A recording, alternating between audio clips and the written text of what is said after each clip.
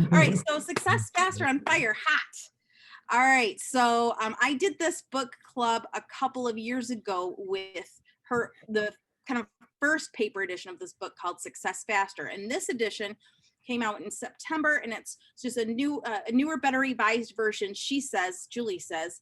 And just for those of you that don't know who Julie is, Julie Nelson is an EXP agent now. She joined EXP, I think, in 2017, at the end of 2017, like I did at the end of 2017. And she was before that in the business like 16 years. When she came over to EXP, she had been for 5 years in Austin, Texas, the director of kind of education and growth for helping new agents grow their businesses at Keller Williams, which in the largest market center in the country for Keller Williams. So anyway, she talks all about her pivot. So anyway, she's just a super cool lady too. If you don't know her, she's just super down to earth and just a good people. So there you go. All right, so let's do it. So here's a quote for us to start. If you don't build your dreams, someone will hire you to help them build theirs. Isn't that the truth? I mean, many of us have had jobs where we worked really hard and brought all our passion and all our goodness and all our valuable talent and time to help somebody else. But that's okay. I mean, there's nothing wrong with that. But if you are an entrepreneur at heart, then you know that you feel that there's something wrong with it. All right, so we're going to discuss chapters 1 and 4. And so those of you that have had a chance to read the book, who wants to tell me, is there something in the first few chapters here, chapters 1 through 4, that caught your attention? Maybe you highlighted it, or it's just been on your mind, you've thought of it. Does anybody want to share anything?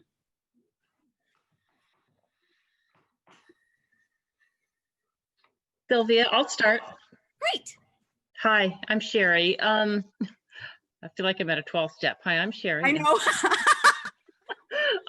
You know what? I read something that resonated with the way I'm running my business, and she refers to this whack-a-mole approach. Mm-hmm. And I kind of think that's what I do. I don't have a system in place. Mm-hmm. It's fragmented. I'll work my farm. I'll send out notepads. I kind of, core fact, but it's sporadic. There's no system. I'm not great at follow-up. I've noticed it's affected me negatively. So it's tough. Yeah. So it's that whack-a-mole approach where you just kind of throw in different things at your business. You throw spaghetti at the wall and see what sticks. Yep. Yeah, I get it. Okay. Yeah. Good. Is there anybody else that wants to share anything, for the first 4 chapters in the book that you read that really just kind of stuck with you, or that you highlighted, or that you remember? I'll tell you mine. Mine was when she said, be the agent that you would want to hire. And that gets to me, or that got to me. Be the agent that you would want to hire. We all, especially when we just get started, we of course aspire to that. But I think that through busyness and throwing things against the wall to see what sticks, through those kinds of things, we tend to lose sight of being the kind of agent we'd want to hire. So that really stuck with me. Does anybody else want to bring up anything that maybe they remembered, or if they did start reading? Because if you didn't, it's fine. I'll go. I liked what she said about that we don't get burned out because of what we do. We get burned out because we forget why we do it. And that why being so important to keep prominent in our, forefront of our everyday. Yeah, absolutely. And I'm glad you brought that one up too, because I thought about that too a little bit. Not so much from the book, but just in my own business and my own life, thinking about that and making sure, that I'm still having fun, Mm-hmm. And so, and it's tough in this COVID world. It's tough in the COVID world, honestly, right now, to try to have fun, honestly, but seeing past that, I like that. Jill said that what stuck with her was just the idea of the net happiness. What is your net happiness? Like, that's great that you have a great income, but are you happy? Just kind of like what we're talking about. Laura Hatch says the art and mess of the pivot, that whole idea. Key Cook says, as a new agent, doing whatever you can to push through it quickly. Yes. Trying to get those first 3 clients and being human and authentic. Yeah. And John said he likes the fast beats smart concept. Gina said she liked the quote, get comfortable being uncomfortable. Yeah, absolutely. Okay, good. Any other ideas? Well, I liked when she was saying that, in the beginning, you have to go fast, you need to get the money, the cash flow, but to have a business in the long term, you have to focus more on being a really good agent. Yeah. And that will bring people to you, referrals and so forth, Right. So I think you have to focus on think about your reputation at the same time. No, that's good. Yeah. That's good because, well, and it's so funny because I think those of us who are perfectionists, or you're a system person and you like to give everything in place, like you really like that idea, like, yeah, I got to be a good agent, I got to know everything, I got to be really good at what I do, and you can tend to lean on that, while the risk takers are like, yep, got to get the clients, got to get all the clients, got to get them quick, got to get the sales. And we can tend to lean on that. And the thing is, we need both. Yeah. So, all right. So if those of us who've been in the business for a while, maybe 3 years or more, or maybe you are in your first year and you can already speak to this. You can already have the hindsight for this. What do you think was the smartest thing you did in your first year of real estate? Like, taking all this into context so far, what do you think you did in your first year that was really smart? This is Gina.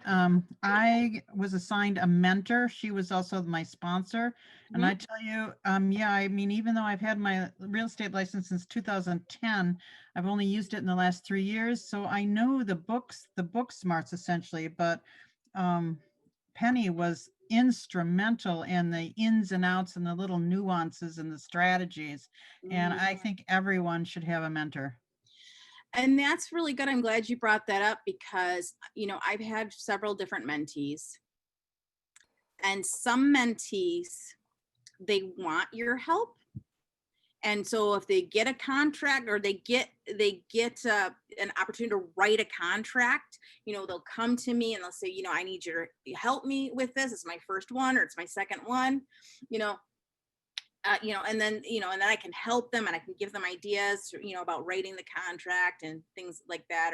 Or hey, does your buyer have this type of loan, and maybe they get this type of loan to make this contract look better or whatever, But then I have these other mentees who they're a little more the risk takers, which is great, but they'll go and get a contract and write a contract. I've never even got to see it as their mentor.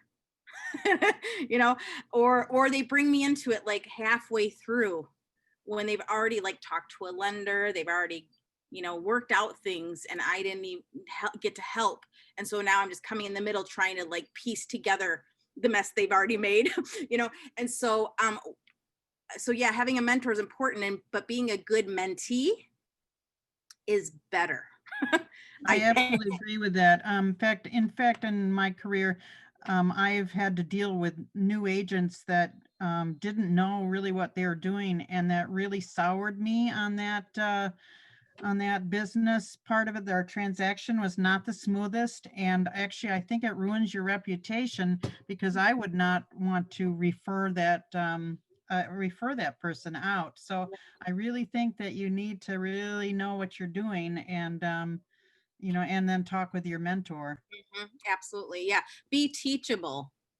And also, I'll say the smartest thing I did in my first year, was to be teachable. My very first deal, I'll tell you a quick story. My very first deal, I got my license November 1st of 2016. November 6th, and sorry, my dog is whining. November 6th was election day of 2016. And that's why I remember it, I think. And I had posted on Facebook, you know, on November 1st that I was in real estate now. And I used to sell cars, and some of the people I sold cars to were my Facebook friends. And I was not, I don't think I knew how to log into the MLS yet, or I hadn't been to like my new agent orientation yet for the board, I don't think. Or I just didn't have the login. I didn't know how to access like our electronic key boxes. I didn't have any of that set up. And you know, I didn't know anything. And this client wanted to see a house like that day. She's like, I see that you're in real estate now, and I want to see this house right now. Okay. And so I didn't even know how to find who was the listing agent, you guys. I knew nothing. So I like looked it up on Zillow, and then I didn't even know enough about Zillow to know that like the agents that are listed are just people that pay for ads. They're not the actual listing agent unless you go scroll down to the bottom and see who the listing agent is. So I just called somebody. I'm like, I don't know if you're the listing agent or not, but I'm a new realtor and I don't know what I'm doing. And I need to show this house and I don't know how to do anything. And so she was super nice and told me, who the listing agent was. And I apologized to her. I'm like, I'm so sorry. And I called the listing agent. I told the listing agent, I don't know anything. I don't know. I can't access boxes. I can't do anything. And can you meet me at the house to show this house so you can let us in? And she totally did. She totally did. And that was nice. And then once we didn't end up going under contract on that house, unfortunately, but the house we did go under contract shortly after that. I told the other agent, I said, look, I'm new and this is my first transaction. And I told the lender that too. And I'm going to really need your help and guidance to go through this because I'm smart, but I've not done this before. And, in real estate school, they don't teach you this. They know that. And I just, if I do something that's not right or something, you just let me know and guide me. And that was, I think, the smartest way for me to approach my first few deals, because the agents on the other side and the lenders and title company, they were extra helpful then. And that's how I just figured it out. So anyway, anybody else want to share what's the smartest thing you did in your first year? Well, I signed up for to be a golf course, the only real estate agent for 2021, signed up to be their sponsor for all of the tournaments and all of that. And the referrals are coming in like crazy. Oh, that's awesome. That's good to know. Nothing's printed yet. Wow. Okay. Well, that's kind of encouraging. Because every time somebody's asked me if I want to be like golf membership sponsor, I was like, yeah, nah, I don't want to do that. But that's kind of a good testimony. Okay, cool. But the houses are a little bit higher price too that they're looking at, so that Oh yeah, that's true. You work the same on 150,000 as you do on $1 million. So it's true. Well, I don't know if you do if it's a buyer. I don't know. When you're a listing agent for $1 million house, I don't know. My market, it seems like a little more work, but yes. Well, I think that's the highest price one. Okay, well that's fair. I mean, I would not complain. I'd be happy. Joseph said a smart thing he did was hire a transaction coordinator, and Brenda said she got her first listing from an investor friend. Okay, cool. All right, I want to know more about transaction coordinator. Okay, well, we'll talk about that. Well, we're going to be talking about that in this book, but I can tell you more too about myself. Okay. All right. So next. All right. Think about what happened in your life and your business when COVID hit. Some of you are not full-time realtors yet. Some of you don't even have your license yet. Some of you maybe work another job too and do real estate. And some of us are full-time real estate agents. Some of us are full-time real estate agents and we're the only person providing income in our household. And so think about what happened in your life and business when COVID hit. And, you know, every market was a little different. Some markets were shut down. Some were not as shut down. Some had more restrictions than others. And it still remains true today.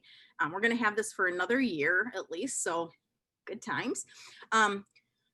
So we know there's new normal rules. And this is the other thing that stuck out to me that we'll get into.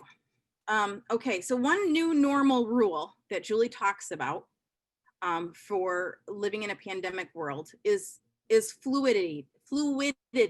You've got to be fluid. You've got to be flexible. You've got to be adaptable. You got to be able to shift and adjust and shake things off and start again. So this is just like, you know, what you call grit or resilience that we all have to have in this business, let alone during the pandemic. So somebody's saying, yeah, Brenda's saying she's had the best year ever with EXP. And it has for real estate. For most of us, we've had the best year ever.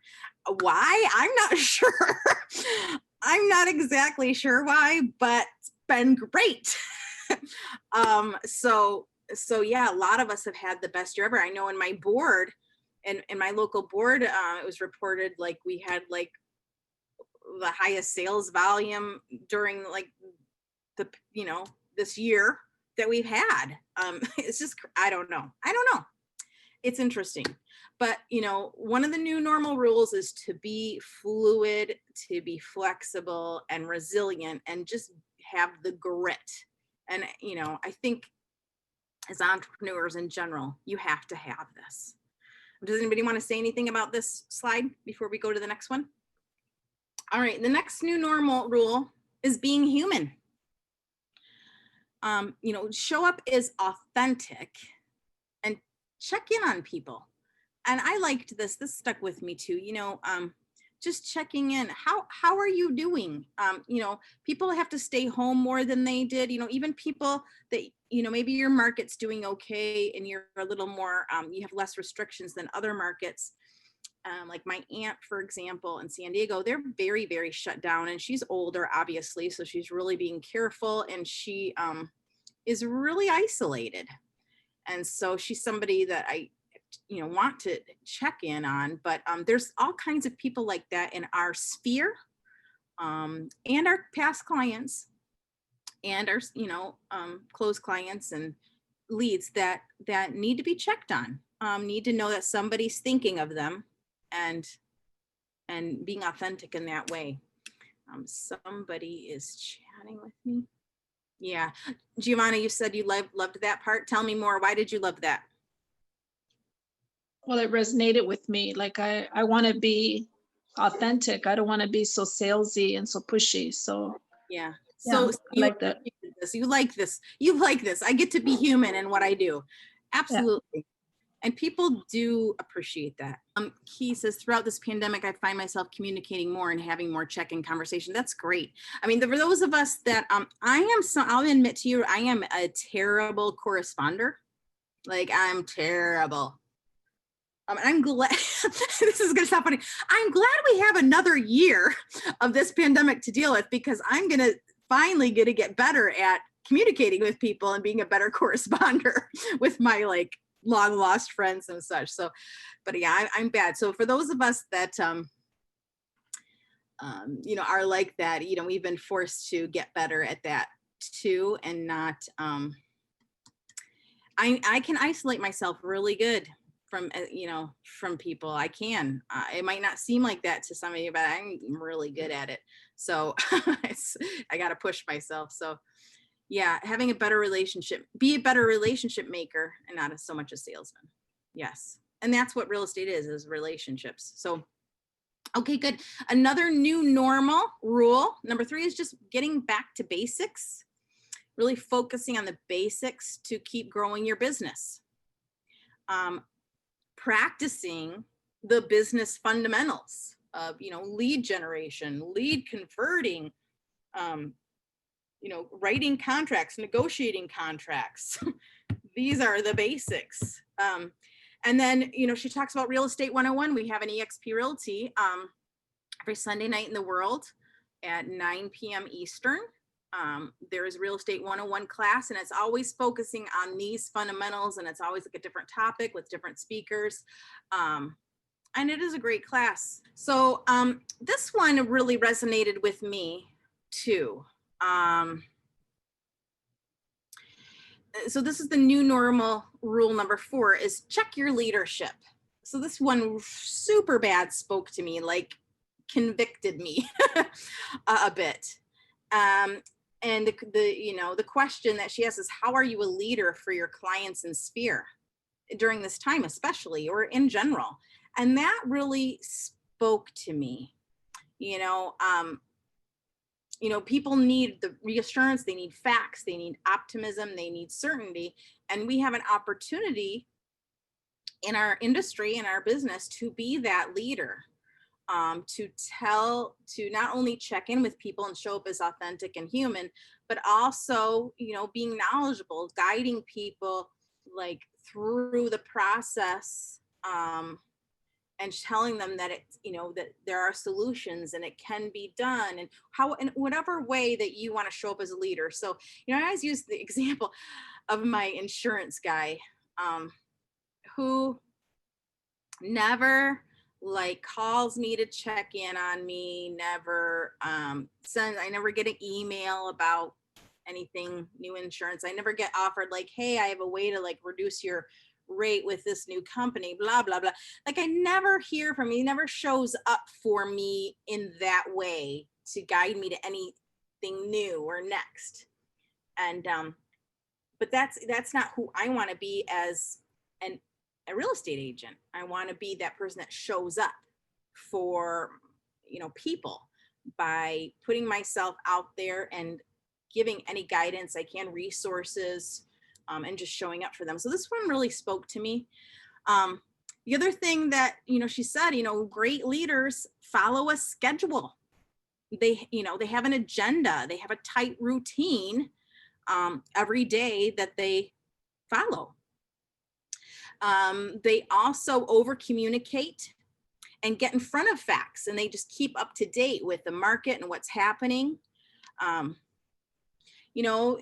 showed a house for another agent the other day, and I was just kind of a door opener of somebody in my group, and they needed help. So I opened the door for this couple, and they're talking about there's just not a lot of listings of what they're looking for in their area. And I said, hey, I think it's going to be okay, because in January, in December, end of December, which it was New Year's Eve, I think, when I showed the house, a lot of listings are going to expire, and then a lot of agents are going to be reaching out to these listings and these expired listings, and a lot of new listings will come back on the market, fresh listings that maybe you just never got to see before.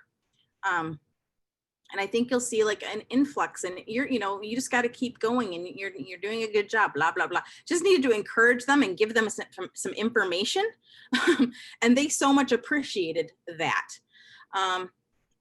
Leaning in and leading conversation. So this is difficult, I think, to lean in and lead conversations in the way, and it's kind of what I think, was it Gina or somebody was saying, how you gotta be okay with being uncomfortable. So sometimes we might not feel like we have a lot of confidence, or we don't have a lot to offer, or we don't know enough stuff, and so we don't know if the people want to hear from us or want to have a conversation with us, and so we're afraid to lean in, I think, and lead any conversation. I know it happens to me. That happens to me. And I'm not sure, if I call somebody and check on them or see how their life's going, and, check on, is this still your email address? Is this still your address? Do you own? Do you rent? Those kind of questions. And, what kind of resources do you need? What's going on in life that I could be of assistance? That is a struggle for me, to have that confidence every day, and lean in and lead those conversations. So this slide really did stick with me. And then 5, the new normal, number 5 is working virtually. Think about your life now, this year, how it's been different this last year, 2020, how it's been different personally and professionally. Well, those of us in eXp Realty, it wasn't so different professionally because we're already a virtual company. We're already online.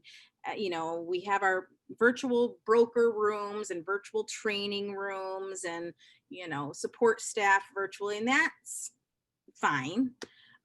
You know, some of us in different markets had, you know, some things we had to adjust to, as, you know, when there was more of a shutdown in our real estate businesses. But personally, obviously, I mean, you know, having to do Christmas on Zoom, you know, it was kind of good in some ways, but also sucked in others. Or, you know, I was talking to my aunt today. She talked what she did for New Year's Eve. And she got together with like her group. She's got like a spiritual group that she gets together with. And she, you know, after that, they did like margaritas happy hour or whatever on Zoom. And so that's, you know, and you know, Zoom yoga and all that kind of stuff. So it's definitely, we are definitely in this new normal of working and living virtually. You know, a lot of us who have younger kids at home that are doing school online, whether you were forced to that decision or you chose that, you know, you're having to help kids do school. You have to take on that role too. So it's very interesting. Does anybody want to say anything about this and how it's affected their life or their business, being virtual? Charlene is saying life's different personally because she moved from Texas to Vegas. She's not mastered the virtual world yet to sell from Vegas. Okay, good. Yeah, definitely get help in that area. It's good. Okay. Anybody else? Sylvia, this is Cynthia from Happy Sunday, everybody, and happy. Hi.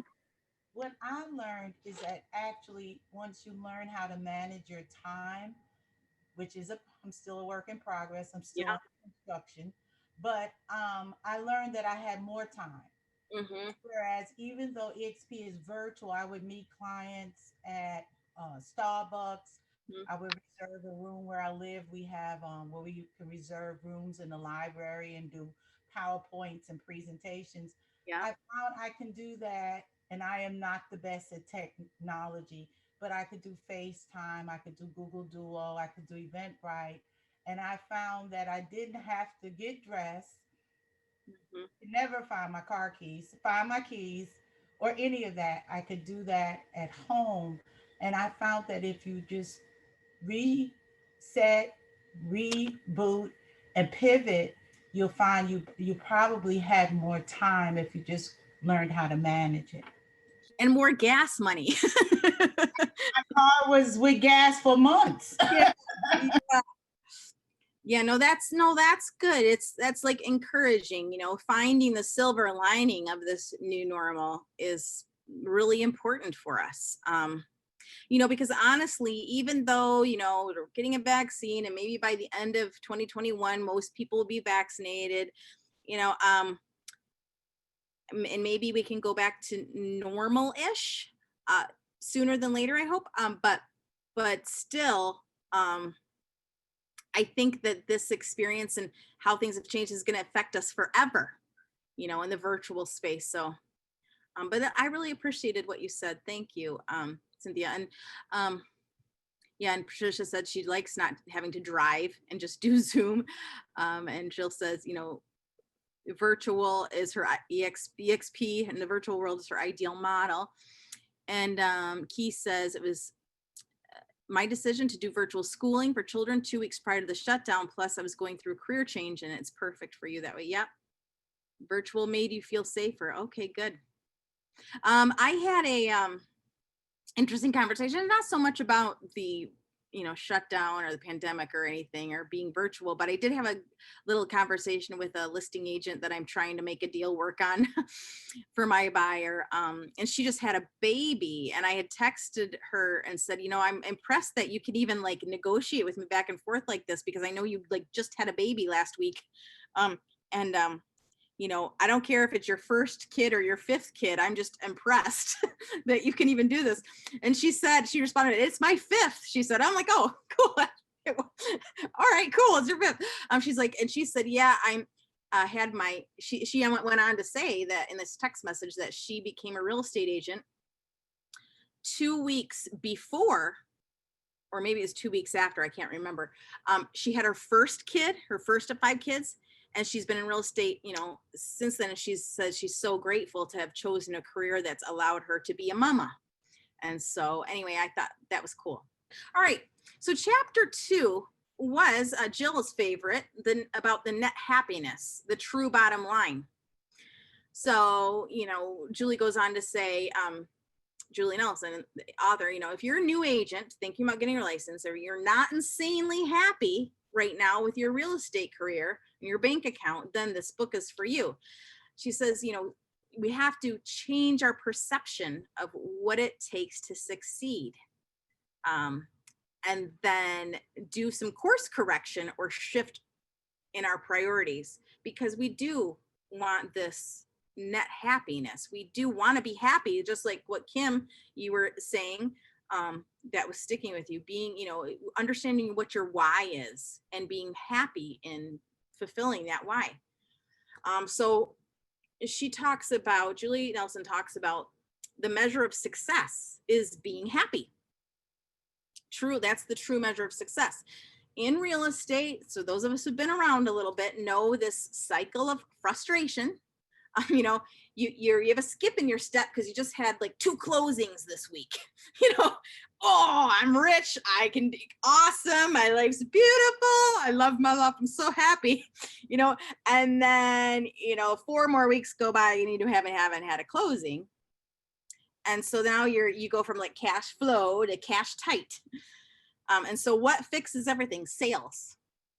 Regular sales, regular closings fix everything, right? I mean, it's true. So when we go focus on those basics and we go back to basics and we focus on those business fundamentals that we need, you know, that are so important. Those business fundamentals teach us that sales come first. We need clients now. And that is the top line. That's what we need on the top line. Then our net income is the bottom line, right? But the true bottom line is net happiness. Our happiness is the ultimate measure of success. Are we happy in what we're doing? You know, because it's nice to get paid for a job that makes you happy, right? And that, I mean, we're entrepreneurs because that's the life we want, right? So when you think about this book and what to expect, you know, here's the premise that, you know, we understand that no one taught you the happiness factor in real estate school. In fact, you didn't learn a lot in real estate school. And one thing about, you know, our industry and a lot of like, you know, books and coaches and videos and trainings that we see or that get put in front of us, it's these top 1% agents, you know, who are teaching you how to do all these crazy great things, you know, getting, you know, 30 listings in the next 30 days or whatever crazy stuff, you know, that we try to do. But really it's those agents in the middle that are just trying to be happy and make a really great income and great life for themselves. You know, we tune out this advice because we don't think it like applies to us, especially when they're like, oh, well, I spend $20,000 a month on my marketing. It's like, I'm going to tune that out. All right. So this book is for those in one of the 3 categories of pre-launch, launch, or relaunch. All right. Here's another quote. Your absolute freedom and total power lie in the present moment. Okay. So Julie goes on to talk about the short game and the long game. All right. And so she says a successful launch or relaunch has to be sustainable. So those of us who, you know, you started a diet and then, you know, you just couldn't keep it up because it was just too strict or whatever. You know what I'm talking about. Whatever we do that we tweak, it has to be something that can be done, that's sustainable. So we have to, you know, keep working on it and keep tweaking it and keep adjusting it, or keep restarting it until it becomes a sustainable thing, right? So the difference between a short game and a long game, she goes on to say, is that the short game is, you know, your next few sales, your next batch of leads, trying out that latest tool that's gonna, you know, help you do something better, you know. So that's like short game things. Long game things are, you know, providing that world-class service, you know, being really awesome at negotiating contracts or writing purchase agreements, you know, being able to understand what's happening in the market and being able to explain that to clients to get them to believe you and trust you. That is the long game. All right. And then she goes on to say that you have to do both. You have to do both the short game and the long game. You have to do the sprint and the marathon. You have to have the sales and the value. Isn't that fun? Okay. All right. So this is the quote that I told you stuck with me. Be the agent you would actually hire. Focus on real value, not just sales techniques. And if you do this, your next decade in business will be beyond your wildest dreams. So that did stick with me. So here's like what, you know, some examples of the short game versus long game. You know, the short game is, you know, chasing the sale, hot or cold, you know, luck and hustle. That's me. I'm a lot of luck and hustle. I am a lot of luck and hustle. You know, focusing on quantity, you know, getting more leads, more conversations, you know, focusing on your sales, and, you know, sprinting, like just getting it, working really hard, grinding. So those are short game things. The word short is not bad. Okay. It's something you have to have. The short game. Short game is good. Okay. But this is half of what you have to have. The other half of what you have to have is the long game, where customers are seeking you out. You're building steadily. You know, you've got systems and discipline and a schedule. Okay. You're focusing on quality and your delivery, your customer service, and that's the marathon. So again, you have to have both. You know, there's times where you do lots of short game stuff so that you can even get to the long game. You know, like those brand new agents, you know, you might start working on some long game things, but you don't know what you don't know. You even don't know what to do. Like, I don't know what system I need because I don't know anything yet. You know, and so the short game for new agents is what really got to focus. And then as you get those clients, then you can start working out your systems and getting better at stuff. So anyway, the point is you need both. All right. So so it continued. So you have to gain your next lead, and you have to gain your next client, and you have to gain your next sale. And this is obviously super important because if you don't get paid, it's no fun. But then building competency and quality is also critical and ethical, right? So sales fix everything, but never at the expense of quality. So again, this book is for that agent that's working to create or recreate a solid real estate business with a healthy client pipeline and a predictable cash flow and a life. So this whole paragraph right here really speaks to me. You know, I have a pretty decent real estate business, and it can get a lot more solid than it is. I would welcome that. I have a pipeline, but it's not a predictable pipeline. So I got to work at that. And I don't really have a life right now. And so I need to get that. So this one, that really speaks to me. Does anybody want to say anything about this before we move on to the next thing? All right. Inaction breeds doubt and fear. Action breeds confidence and courage. If you want to conquer fear, do not sit at home and think about it. Go out and get busy. This is Dale Carnegie. So I used to sell Mary Kay. I sold Mary Kay for 8 years. Before I started selling Mary Kay, I was a high school teacher. I was a journalist. I have like 3 degrees or whatever. And I would say that, you know, I used to go to my Mary Kay sales meetings and I listened to a ton of trainings, Mary Kay trainings from Mary Kay herself, and also like Mary Kay national sales directors. And then I started really listening, you know, reading books from like Dale Carnegie and other like positive thinking and entrepreneur leadership books. And that really helped me change my mindset. It really changed my life. And I want to bring them, I'm kind of thought about it because I really didn't, before I sold Mary Kay, I didn't really take time to work on my mindset. And so, so I think that's so important. But the other thing I was reminded of is Mary Kay used to say, you know, do you not feel good? Do you feel bad? Okay, go book an appointment. go book an appointment, a Mary Kay appointment or a Mary Kay class. You'll feel better. And it's so true. You know, you go do some action. You're going to feel better. You're going to get more confident. And I do twice a week. I just added a second week time to twice a week. I do a prospecting power hour, and I invite you guys that want to come on with me, by the way, to do prospecting power where we're all dialing and we mute each other out, but we're on the phone. But we can see each other working on a Zoom like this. I put it like in gallery view so we can see each other and we're working, and the goal is to have as many real estate conversations with other people using the phone calling as we can.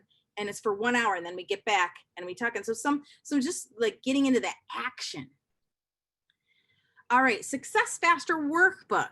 So throughout the book, there's going to be like little action steps she gives, and there is an actual workbook, but I put the link here in these slides to her workbook resources.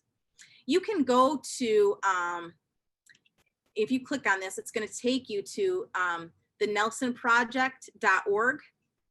And that's where you can find it. I think it's under book resources and book downloads, but the link is in here. And so you'll be able to, you know, put in your email address, your name and email address, and then you'll get the downloads of all the resources included with this book. So anyway, the idea is action is everything. But, you know, as we're learning this and we're talking about and discussing and we're going through these notes, we have to exercise what we've learned, you know, so it remains in our long-term memory.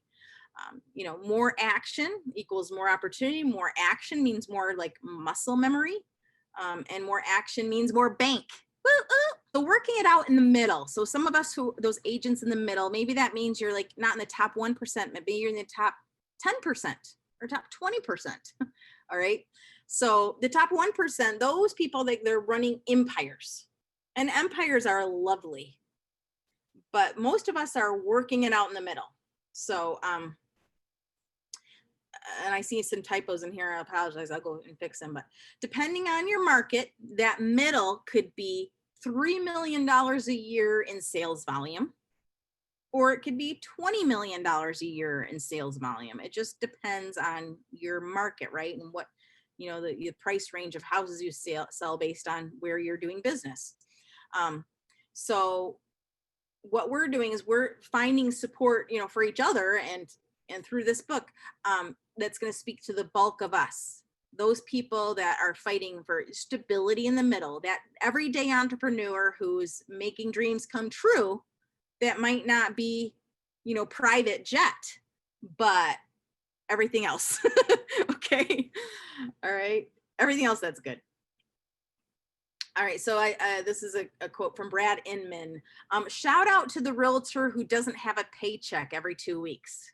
No benefits, 100% commission. They wake up every day without a paid job.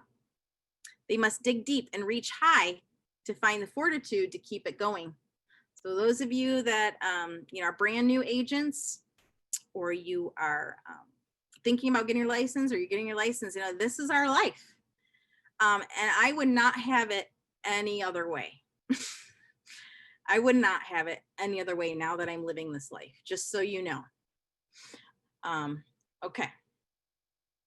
So fast, be smart. Some of you liked this concept. So there's a big turnover in this business. A lot of agents, new agents that leave the business. There's a huge percent, like 80% of new agents don't make it in this business. They quit. Why? Well, acquiring clients may be the big difference and acquiring them fast. Clients are actually going to close deals with you.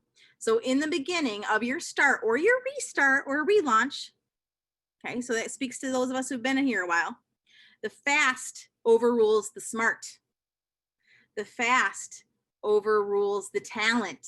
The fast overrules perfection. So in the beginning, for those of us that are relaunching or just starting or pivoting, it's okay that we're running that short game first, is how I read this. Not that you're not paying attention to the long game, but you're really focusing on the short game to get the relaunch, because what you need to do to get that confidence is to get that paycheck. All right. You need that paycheck. So in other words, that B- hustler is going to make bank and gain confidence faster than the A+ perfectionist. Isn't that beautiful? I like that. Okay. I was not an A student in high school. I mean, I was like super busy because that's who I am. And I was like in every activity and running clubs and, in sports. And I was in it to win. I loved it. I loved school. I loved being in school. But I just didn't get A's. I couldn't figure out how. That seemed like magic to me. It's somehow magical people got A's all the time, like every time. My best friend Tammy, she got like an A+ on every damn thing every time. I didn't get it. I'm like, I don't understand how you're doing that. Probably because she actually did homework. But anyway, but I was the hustler. I've always been a hustler. And so that just makes me happy. And there's a little warning thing, so fast and hustle is going to give you results. And that's what you need first. But obviously, if you're brand new, you haven't done, your first 12 transactions, go to your broker, go to your mentor to ask for help when you're writing contracts. Okay. Before you start writing contracts, before you start working with clients, you need to make sure you're doing things right. Joseph says, go give a rule. Whatever you learn today, you'll have to apply it by the end of the day. Oh, nice. Oh, I like that. I actually haven't read The Go Giver. I mean, I know all about it and I get the concept of it very well, but that's a book I need to read. All right. Perfection. Charlene says perfection was her worst enemy to her productivity, and then she let it go. And that was good. So perfection's not fast. It's not fast. It's it's the long game thing, but you don't have to be but nothing ever has to be perfect. It just doesn't. So except if you're a brain surgeon then, but we're not, which is nice. Okay. So Julie says she's borderline obsessed with helping agents, and her ultimate mission is our success. So this is for the newbies. When you choose to get your real estate license, again, I see typos now and I'm sorry, I'll fix it. When you choose to get your real estate license, you make a decision to change your life in some way. And so what Julie is asking us to do to make this all work for us is to ask ourselves, what is serving us right now? Like, what pieces of me are serving me best? Like, what am I doing that's right, that's serving me? How am I thinking that's right, that's serving me? And what ingredients don't I have or I'm not thinking that I need to move forward and better? And what beliefs do I have that I just need to dump, need to say goodbye to, I need to let go of? In my life, I have let go of some pretty hardcore beliefs, that types of things that I never thought that I would ever want to let go, let alone could let go. And it's like, it comes, the way it happens is it comes through things like this, listening to ideas like this, talking about ideas like that we're going to learn in this book about just changing your mindset in general. It comes from that. And it's can be painful to let go of things, because you think you identify so much with certain beliefs and ways of doing things and pieces of who you are. But if it's not serving you, bye. So that's what she's asking us to do, is really assess and evaluate that. Okay. All right. Chapter 3. So the art and the mess of the pivot. So the thing is that Julie says there's no shame in having to restart or pivot or change or relaunch. The thing is if your sales are under target, then fire yourself, because you're your own employee, fire yourself and then start over with a new employee, somebody who's going to do a better job. All right. And this process of letting go of things that no longer serve you and starting over is part of this.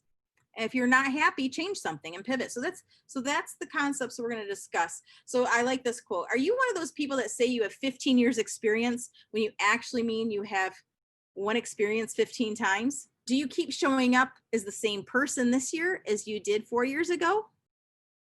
So your job is to be better and better every year. And so the way to do that is to pivot. So there's no shame in pivoting. So I like that. I like that a lot. So then Julie talks about her pivot stories. She has these different pivot stories, and I'm going to ask you, which you relate, what you related to most. So put in the chat as I'm going through these, what really spoke to you or speaks to you as I'm reminding you of these things. So her first pivot was her vision. This is when she was a new realtor. And she was at a small boutique brokerage, like with a couple of friends. And it said, it took her first couple of years in business to even know what her vision for her career was and who she wanted to be. Did she want to own her own brokerage? I know when I first started at Coldwell Banker, that was, I'm going to be a broker and I'm going to have my own company or my own office. Like that was an idea, because that, if you're not an EXP too, that's like the model that you think about. That's what you stick to. In EXP, we don't have to do any of those things. We can build our own brokerage within a brokerage, which is beautiful. But that's one thing you ask yourself. Who do you want to be as an agent? What kind of agent? What specializations are you going to be good at or interested in? What customer experience do you want to provide for clients? And so when we went through the first couple of years at this boutique brokerage and with great friends who helped her and mentored her.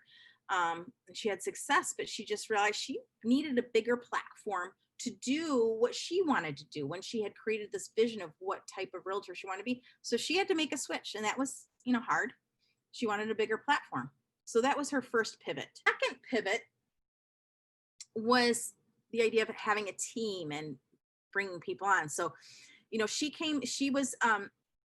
she moved from a small boutique brokerage, Keller Williams, a lot more going on, really taking off in her business. And she was just working all the time, working. And it just is not sustainable. So she realized she really needed to leverage her time. And so the first thing she did was hire a contract to close specialist, AKA a transaction coordinator. And I do have a transaction coordinator.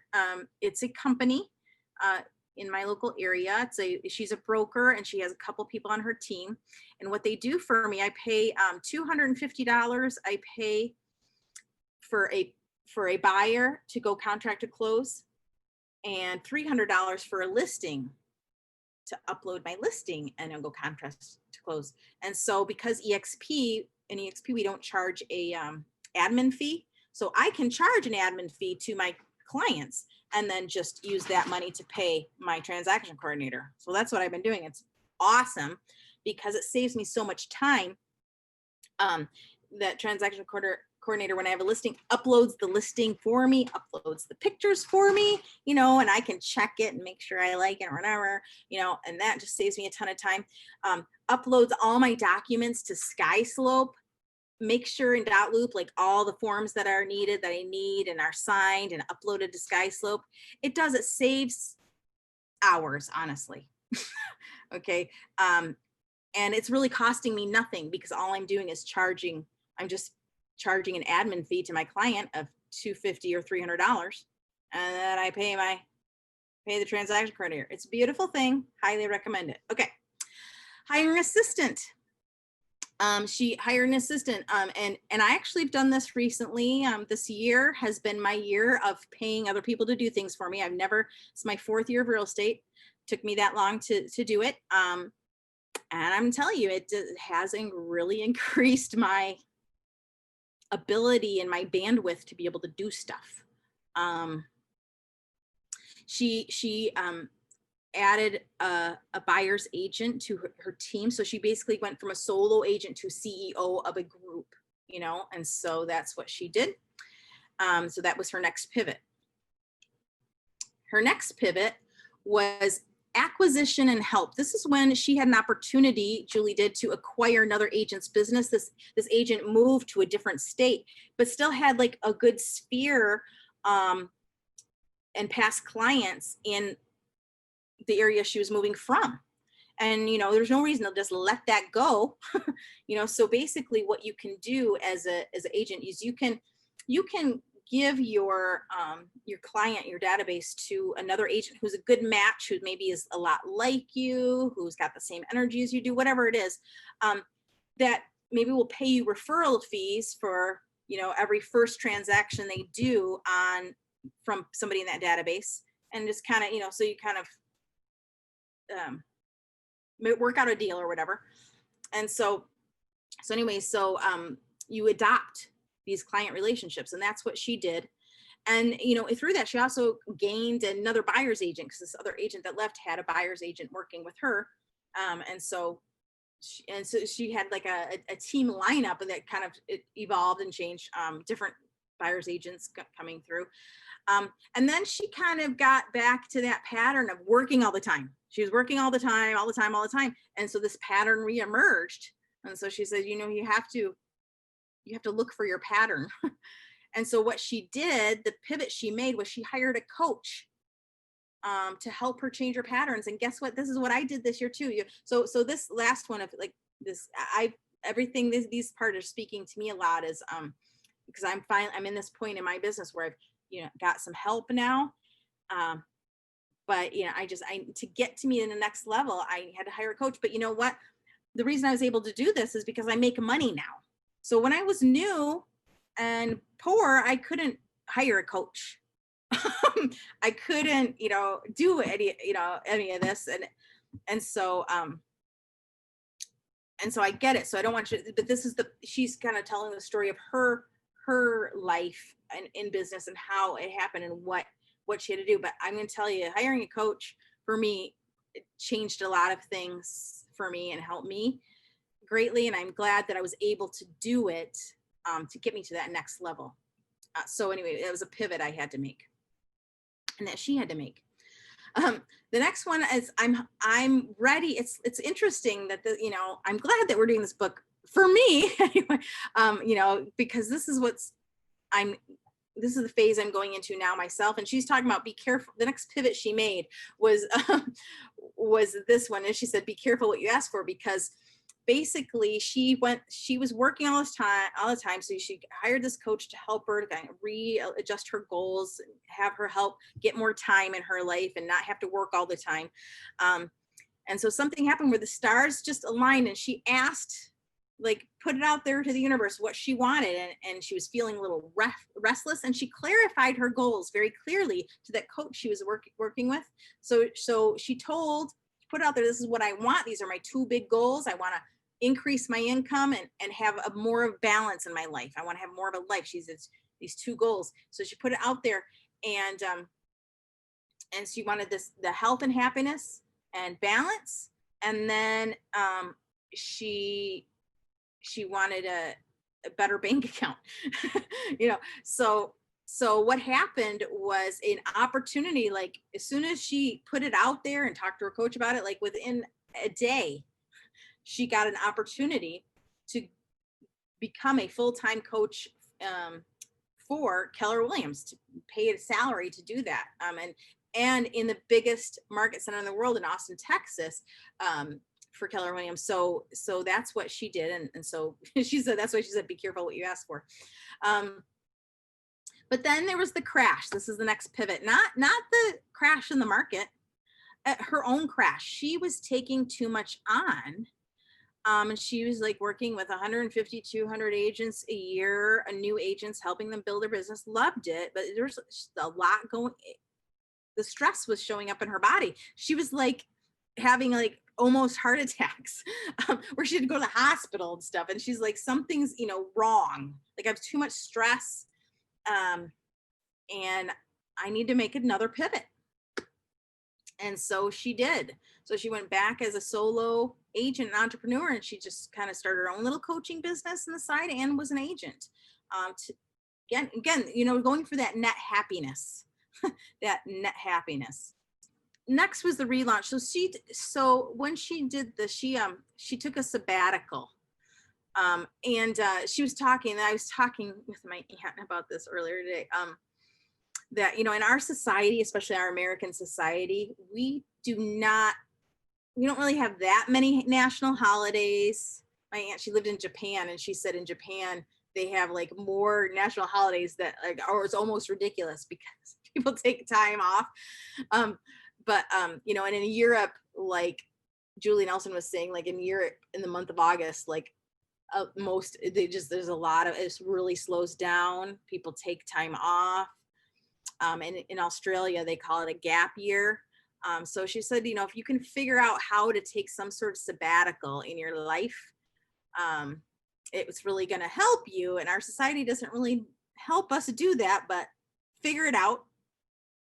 And so because we have to find a work-life balance in our society, let alone our industry. And so taking time, a sabbatical time to do that is important.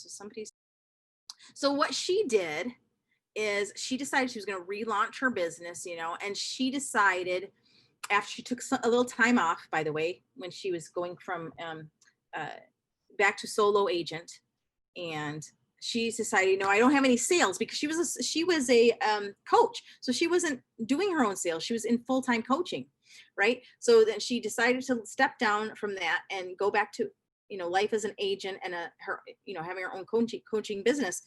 And so she had no sales, and there was 10 months left in the year. So she came up with her own little theme, 10 and 10. So 10 million in sales volume in 10 months was her theme. You know, she's a seasoned agent, so she knew she could do it, but she knew she could do 5 million, 8 million very easy, but 10 would be a stretch. So that's what she challenged herself to. And so she even designed a logo, or had a logo designed for it. Like she made this a thing. And so that was her relaunch, to kind of put it in front of her and get excited about it. But then her next pivot was changing brokerages.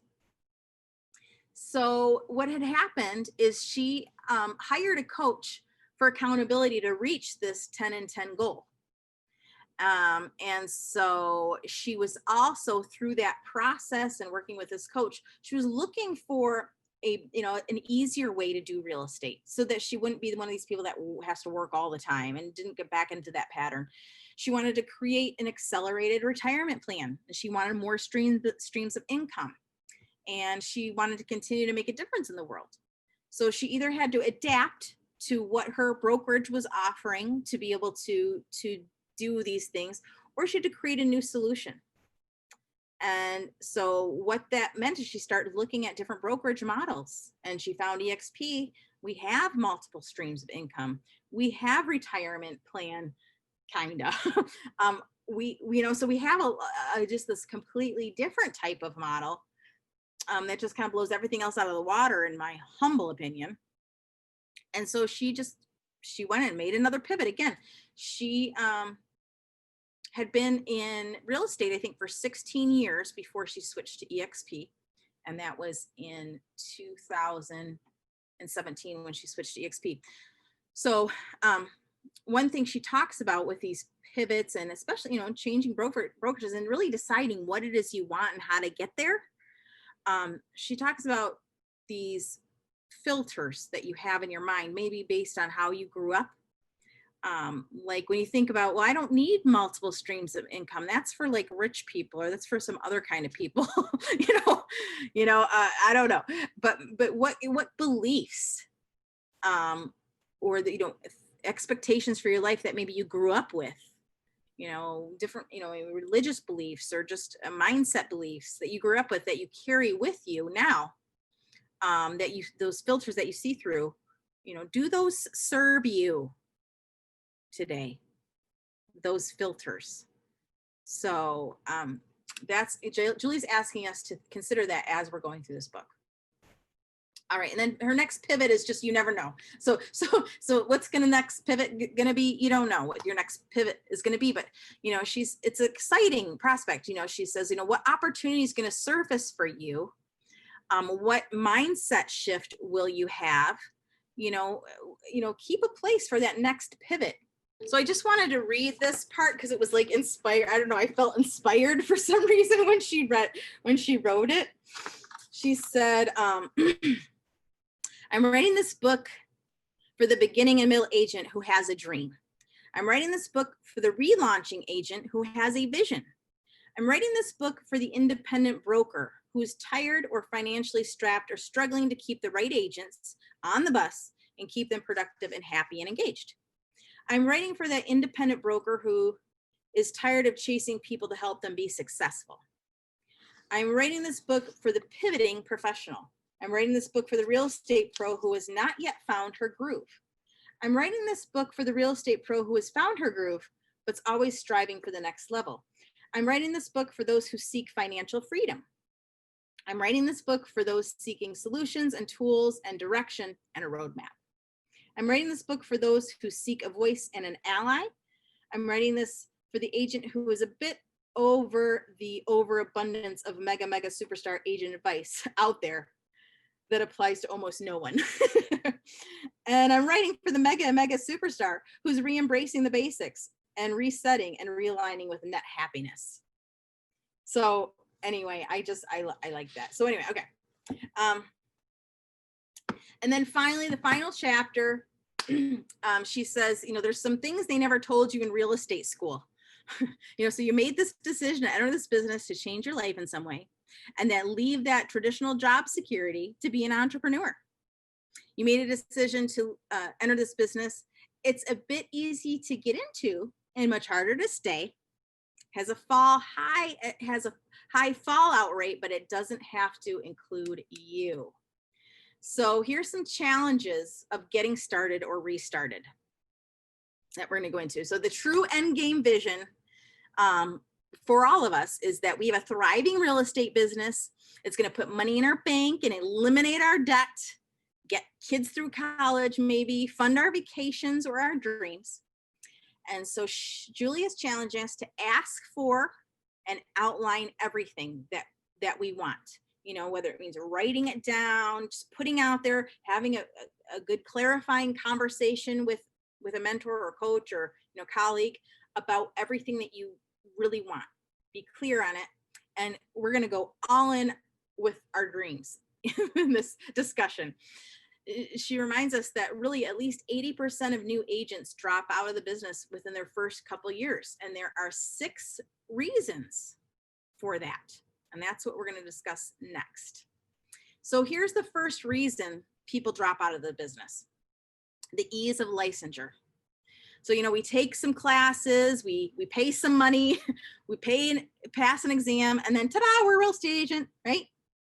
And so in this industry, and really truly most industries, no one really teaches you how to succeed or build a business. Like, so like she gives examples like chefs or artists, they maybe get a degree or, they practice, but, they don't also learn like how to run a business that they're going to end up having to do in those industries. And so that's our industry is like that.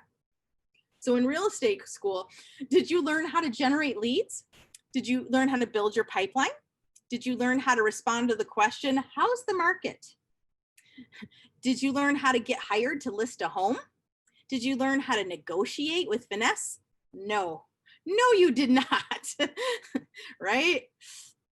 You learn by doing. So here's what I want to say to those brand new agents, or, agents struggling, or agents who say their mentor is not doing a good job for them, or those agents that are thinking about becoming an agent, that business 101 and sales 101, those concepts, that's your responsibility to learn. It's all you. You got to figure that out. Nobody, you have to figure it. You have to learn it. Now in EXP, we have tons and tons and tons and tons of live training to get those things. So, but it's your responsibility. I was a Coldwell banker when I started, and so I didn't have EXP, but my managing broker, he just told me about Tom Ferry. He's like, look up Tom Ferry, watch his YouTube channel. I'm like, okay. And that was my real estate coach. And that's how I learned how to do real estate, honestly, is I watched Tom Ferry. Okay. But it's your responsibility to learn. It just is. And nobody's going to do it for you. You have to do it. And so what you should know though, is what are you getting from your broker and what are you not getting? And know that you are going to need a lot of training your first few years, and you're going to need to tap into that training. Okay. The other thing to understand is that you are in the lead generation business. First, you're actually in the lead generation business, and then you're in the real estate business second. So, the other thing is you are in the business of having as many conversations with people about real estate as you can. That's what you need to do. So unrealistic expectations, people thinking that somebody's going to treat you like an employee, telling you to do this, this, and this, and then you're going to do it, and then you're going to get paid. That's not this business. That's not what happens here. So those that, really struggle or drop out, ultimately, it's because they have these unrealistic expectations. So, these key things I mentioned here on these notes is what you need to, your new expectations you have to have. Okay. Let's see if all right. Next, cash flow is the third reason why people drop out of real estate. So in real estate, every payday is 60 to 90 days out. So the work you do today means a paycheck is in 2 to 3 months. And it depends on what work you're doing, right? What activities you're doing. So when I started, I've heard this, oh, when you start real estate, you should have 6 months of, savings, that 6 months worth of living expenses saved up. No, I say no to that. I didn't. I probably had like $2,500, but that's just me. Because I'm doing this thing. I'm doing this, kind of that whole burn the boats mentality. Like I need, for me, that's motivating. Like I need money, so I'm going to work. And so that I was fine with that. Some people might not be fine with that, but when people say, oh, I'll never be able to save 6 months worth of living expenses, so therefore I can never become a real estate agent. Just get out, shit or get off the pot is what I say. Okay. But that's me. It's just me. You got to do what's good for you. So, but if you start in January, you might get paid in March, depending on what you're doing. So if you are slow to start or restart, if you're super cautious to make sure you have all your systems lined up, or you lack confidence to just go and do, you're too much of a perfectionist, it's going to delay your paycheck, or it's just going to block it from ever happening. Okay, you're going to get too much in your own head. So cash is king, and sales solve everything. Okay. Any questions? Sherry, did I have a huge sphere? No, I did not. I'll get into that. Okay. what I did have, I guess I'll just answer. I had sold cars before, and a lot of the people I sold cars to, not all of them, just a handful really, I had become Facebook friends with. And it's funny, the only reason I had become Facebook friends with some of these people is because they were my most difficult car customers. The ones that, when they came in to buy a car, like it was some crazy deal where they had like a lot of negative equity in their car and they wanted to pay such and such amount of money to really work on it and get through it. And, or they, complain. I just really had to manage their emotions, whatever. It was like those kinds of clients. So those were all my, those, because you spend a lot of time with those people, those harder, more difficult customers. That's who you spend more time with, right? And so you develop more relationship with these people. So these were my first actual real estate clients too, because they had Facebook friends with them. I posted on Facebook that I was a real estate agent. I started posting real estate agent things. And so then people that had worked with me before, let's call, I think I'd say like 10 people of these people were my Facebook friends, and they had done business with me before. So selling a, where I sold them a car, and they knew like I was kind of like a bulldog. Like I would make sure that I would get things figured out and try my hardest for them. So they knew that much about me. And those were my first clients, because they saw on Facebook that I was a real estate agent now. And I called them up. I called them all and said, is there anything I can do for you? And that's how I started. Okay, so bossy, ready? Bossy. So another reason people drop out is they fail to be a good boss to themselves. So as an employee, we've all been an employee, right? Most of us. You learned how to do a good job. Like, you got to show up on time, and you got to get to the most important things done first, and you have to do, a good enough job that you're going to create some job security from yourself, because your boss is going to think you're working out fine, you're doing a good job. So you're going to keep your job. So, right. So you do those things to do that. But then when you become your own boss, you just, nah, I don't need to do that right now, because you don't respect yourself as your own boss, I think. So many agents just don't hold themselves accountable to follow a schedule. They might try to time block, but they just don't do it because they think they don't have to. And they don't focus on reliable lead generation efforts, because those are the things you got to do, especially in the beginning. Focus on those reliable lead generation efforts. And so you have to understand that you're going to be your own boss, and you are your own boss. And so don't be a bad boss to yourself. Be a good boss to yourself, and be a good employee for yourself. All right. Sometimes it's so hard for us to disappoint somebody else, but we're fine with disappointing ourselves. And then we beat ourselves up for it, so we got to get over that. Okay. All right. Here's another good one. Your energy and your power score is another reason people drop out of this business. So your energy, your confidence, and how you're showing up in the world is your power score. So you have to understand that you are in the people attraction business. You don't just sit and somebody's like, oh, cool, you're a real estate agent. Neato. I need to buy a house, and then or sell a house, and then you're going to be my realtor now. It's just you have to attract these people to you. And Julie goes on to say, this is not an introvert or extrovert thing. Well, you can't say, well, I'm an introvert, so I can't be in this business. No, it's not about that. It's about your energy, how you're showing with the world, the confidence you bring to a person. It's a one-on-one business. So, oops. So you may need to evolve. You may need to emulate parts of somebody else in certain areas, like fake it till you make it type thing, to become who you want to be and enhance who you already are. So this is your power score. She's going to be talking more about that in the book. And then somebody's chatting. Gina Marie says, get out of your head. Yes, I know.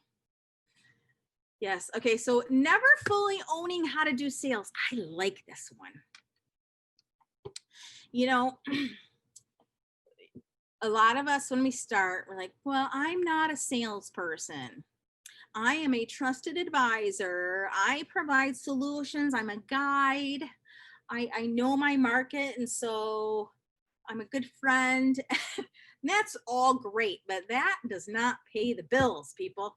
And and I'm probably more aware of this because I did do sales with Mary Kay before, and I sold cars for 5 years. And when I sold cars, that's when I really learned about sales. And here's what I learned about sales, and this is true now, is when I realized when I was selling cars, I wasn't a car salesman, although I was. My job was to help people believe they deserved good things, and I needed to help them get those good things. And so so that's how I see myself, but I'm a salesperson, and you have to understand that's what you are. You are in sales. You have to guide people to buy or sell and take action. And you do that through sales techniques and psychology and communication. It's just communication, just helping people get to the next step. Now it's kind of interesting because now I did hire a coach.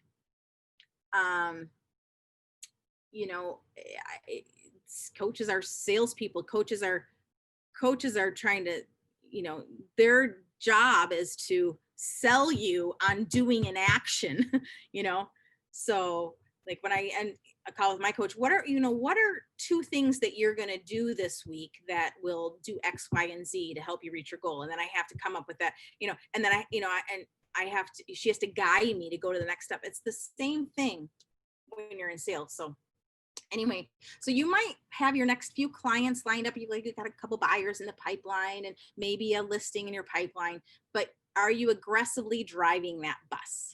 So Julie goes on to say, you really have to learn to create the sales pipeline because it is your business lifeline. You got to get in the driver's seat and take ownership of your energy and shift into the best bossy version of yourself. And that's it.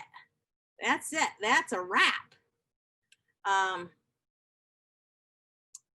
right. So comments. That's just the first 4 chapters. Comments for any new revelations you've had just from going over those notes.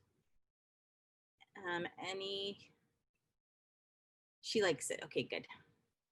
Yeah, this is Gina. I have a comment to what happens to me is that it's like being back in college where I feel like I always have homework to do.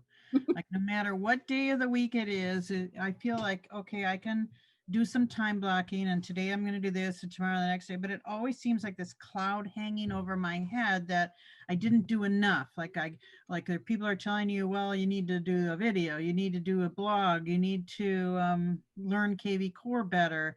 You need to update your website profiles or update your database, et cetera, work on FSBOs, et cetera. So it's like, how do I get rid of this cloud over my head all the time?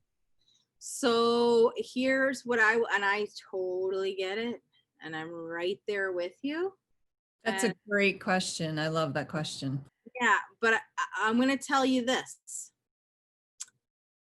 Gina, based on what we've discussed here, for you to have the most success in business in your relaunch, what would be the most important activity for you to do to get those clients quickly? Well, I have hired, Adam Frank, as you know him, with my kvCore campaigns, and that's been working well. But what is the most important thing for you to do, the activity that Gina's going to do to get clients quickly? kvCore campaigns is not the answer. Okay. Yeah, phone calls. Okay. But nobody's home. It's funny. I call no matter what. They don't answer their phone because they don't recognize the number. So I leave messages and it's very rarely when I connect with somebody. Okay. So good. Let's keep going with that. sum it up. What is the most important activity you should be doing to get clients quickly? And I want you to say what it is. With people? Having as many real estate conversations as you can with whoever you can talk to. What's funny is I called somebody today just to chat because she, you said check up on somebody, and I did that. But she's a type of person. She's a quiet person, and we connected better when we were face to face. And this is why it's really difficult. And she's, like I said, an elder person, and she's not into that much technology. But I mean, she has basic stuff. But before I would, meet up with people. Now it's hard for me to do that. Yeah. No, and I hear you. I do. So we're going to keep going on this. Some other people are saying, phone calls, prospecting, setting appointments. Gina Marie says 25 real estate conversations before noon. Oh, my. Yep. So how do you connect? How do you get people to answer their phone? Get to that. We're going to get to that. Maybe not tonight because it's late. Okay. But yeah. So that's good. Brittany, phone calls, Zoom calls, texting. Charlene says, this is what stood out to me the most. Inaction breeds doubt and fear. Action breeds confidence. Yep. Go out and get busy. Okay. No, this is good. Yeah. So we're going to, Gina, I'm totally hearing you, but I'm also going to challenge you with this, that I can tell just by the couple things you said, that the biggest thing that's going to help you, or one of the main things that's going to help you, is really changing your mindset and what you're telling yourself. Okay. About who you're talking to and what you're able to do and what's possible. And, because you said, well, I know I should be talking, making more phone calls, but people aren't answering the phone. No one's answering the phone. You have to, I know this sounds voodoo, juju stuff, but it's just factual. You're putting it out there that people don't answer the phone. So you know what's going to happen in your experience is no one's going to answer the damn phone. It's true. Okay. I got it. You have to tell yourself, it's just, you have to put it out there that, you know what, people are going to answer the phone. People want to answer the phone. The kind of people that you call are the kind of people that pick up the phone. The kind of people you call are the ones that want to talk to you and want to hear from you and need you. They need you. They need to hear from you. Somebody's out there. Somebody's husband died 2 years ago, and they know they need to sell the house, but they just don't have the energy to they need you to call, whatever it is. So it's the universe. I have to talk to the universe. You knew, and you have to say what you want and what it might not feel true. It might not feel true, but you have to feel it to attract it. It's right. Just it's a fact. So that's going to be your first homework assignment. But to answer the question about, there's, you're talking about, there's always something new you have to get better with kvCore, do this, do that, blah, blah, blah. There's so many things to have to do, and that's, make a video, blah, blah, blah. So what I'm going to tell you to do is time block what the most important activity is. And it is having the most conversations. So sending Facebook message chats to people that in your sphere that, people that you used to work with, your neighbor, somebody that lives in a different state now, or that maybe you moved in a different state. It doesn't matter. Anybody, Facebook messages, that's, reaching out to maybe be able to have that real estate conversation. Maybe you're not going to have it right off on that front, but you're, maybe get there at some point. Okay.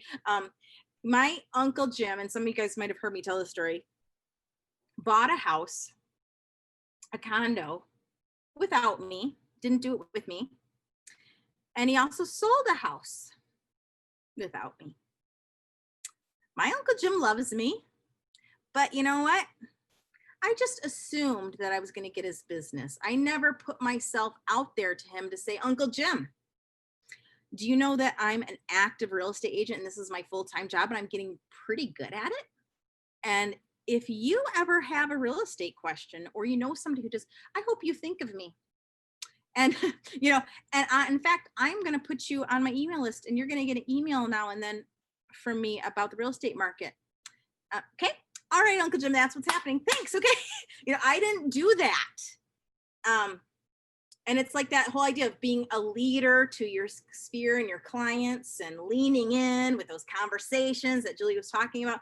We've got to do those things. So anyway, so, you know, starting Facebook conversations, texting people, calling the new leads that you get that give your phone numbers, emailing the leads that you get that have the emails, calling everybody in your phone, every single person, every contact that's in your phone, just to say, I don't even know who you are anymore, but you're in my phone. Hi.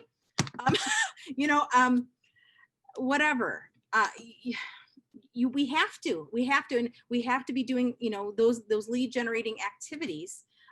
Going to visit different businesses, and maybe doing a video, killing two birds with one stone, Gina Marie, and Gina Newell, and going to those businesses and say, hey, I want to do a quick video about your business. I want to help you during this COVID pandemic time. So I'm going to do a little video for you. And you know, and I'm going to post on my Facebook business page. Isn't that great? Oh, here's my card. If you ever have any real estate questions, let me know. Can I have your card? Great. You know, boom, you just prospected and you did a video. Look at that. But what I was going to say is I would time block, you know, experts say 2 hours a day. So let's just call it. I mean, especially if you don't have another job right now, in real estate, your full-time job, 2 hours a day, 5 days a week of prospecting and lead generating. And that's going to be your most important thing. And you've got to get that done first. And after that, if you've done that, then you can go do all those other things that you want to try. Okay, You know, great advice. Thank you. yeah.